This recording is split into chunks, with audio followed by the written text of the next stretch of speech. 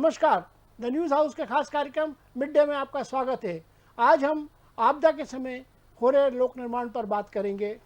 क्या आप जानते हैं लखनऊ का बड़ा इमामबाड़ा या जापान की न्यू डील या जर्मन के ऑटोबान में क्या समानता है?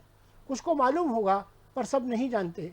ये वो लोक निर्माण हैं जो कोरोना जैसी आपदा के बाद उपजी बेरोजगारी के फलस्वरूप 200 से 300 साल पहले किए गए थे और आज भी टिके हुए हैं। बाकी पिछले 50 साल में बनी लोक परिसंपत्तियाँ या तो समाप्त हो गई हैं या उनकी शक्ल बदल गई है। कोविड महामारी की वजह से पैदा हुए संकट ने भारी आर्थिक उथल पुथल मचाई है। करोड़ों लोगों का काम धाम छिन गया है और उन्हें अपना भविष्य अनिश्चित दिख रहा है। ऐसे समय में बड़े स्तर पर रोजगार पैदा कर सकने वाली परियोजनाओं के बारे में नए सिरे से सोचने व अपनी प्राथमिकताएं फिर से तय करना अवश्यंभावी है। यह कार्य राष्ट्रीय और स्थानीय दोनों स्तरों पर किया जाना होगा और इनमें ऐसी परिसंपत्तियों का सृजन हो जो कई पीढ़ियों तक बनी रहें। संकट के समय लोक निर्माण कार्यों का इस्तेमाल तमाम वैचारिक आयामों में आर्थिक नीति के साधन के तौर पर होता है। अमेरिका कोविड संकट के समय आर्थिक दुष्प्रभावों से निपटने के लिए 20 लाख करोड़ डॉलर की राजकोषीय राहत की घोषणा करने वाले शुरुआती देशों में से एक रहा। विकसित देशों में राजकोषीय समझदारी का सर्वाधिक पालन करने वाले जर्मनी ने भी हालत के आगे घुटने टेके और कोविड महामारी से पैदा आर्थिक दुश्वारियों से निपटने के लिए राजकोषीय राहत की घोषणा की। भारत सरकार ने भी 50,000 करोड़ रुपए वाली ग्रामीण लोक निर्माण योजना गरीब कल्याण रोजगार अभियान शुरू की, जिसका मकसद कोरोना काल में अपने गांव लौटने वाले प्रवासी मजदूरों को रोजगार के अवसर मुहैया कराना है। गरीब कल्याण रोजगार अभियान के तहत आपके गांव के विकास के लिए, आपको रोजगार देने के लिए 50,000 करोड़ रुपए खर्च किए जाने हैं। इस राशि से गांवों में रोजगार के लिए, विकास के कामों के लिए करीब 25 कार्य क्षेत्रों की पहचान की गई है। आपदा के मामलों में भारत के सबसे शुरुआती प्रयोग 18वीं सदी के अंत समय में अंजाम दिए गए थे, जिनमें रोजगार देने पर खास जोर था। वर्ष 1784 में भीषण अकाल के समय अवध के नवाब आसफउद्दौला ने अपनी आवाम को रोजगार देने के लिए एक लोक निर्माण कार्यक्रम शुरू करने की घोषणा की थी। इस तरह लखनऊ का मशहूर बड़ा इमामबाड़ा मस्जिद परिसर के निर्माण की शुरुआत हुई और यह 1791 में बनकर पूरा हो गया। वैचारिक कारणों से ब्रिटिश शासकों ने एक कदम पीछे खींचा था। दरअसल उनके अहस्तक्षेप के रवैये से विक्टोरिया काल में आए भीषण अकालों के दौरान करोड़ों लोगों की मौत हो गई थी।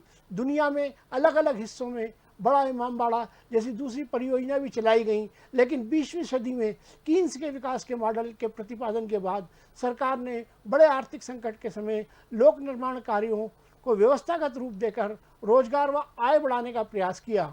परिसंपत्ति निर्माण को केंद्र में रखने वाले लोक निर्माण परियोजना को दो प्रकार से बांटी जा सकती है।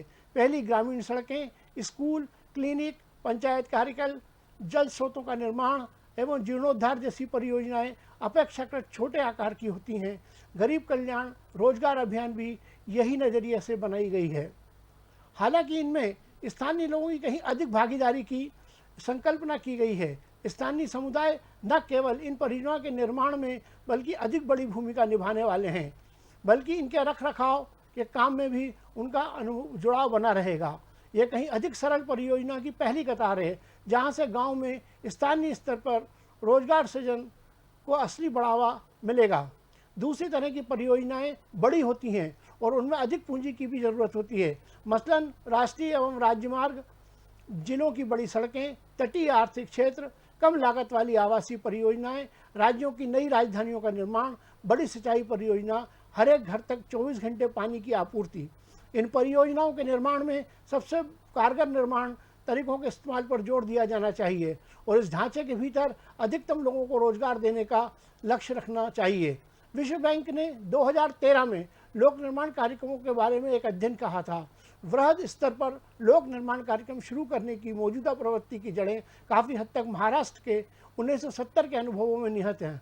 उस समय महाराष्ट्र भीषण अकाल का सामना कर रहा था, जिसकी वजह से उसकी करीब 70% ग्रामीण आबादी गरीब हो चुकी थी।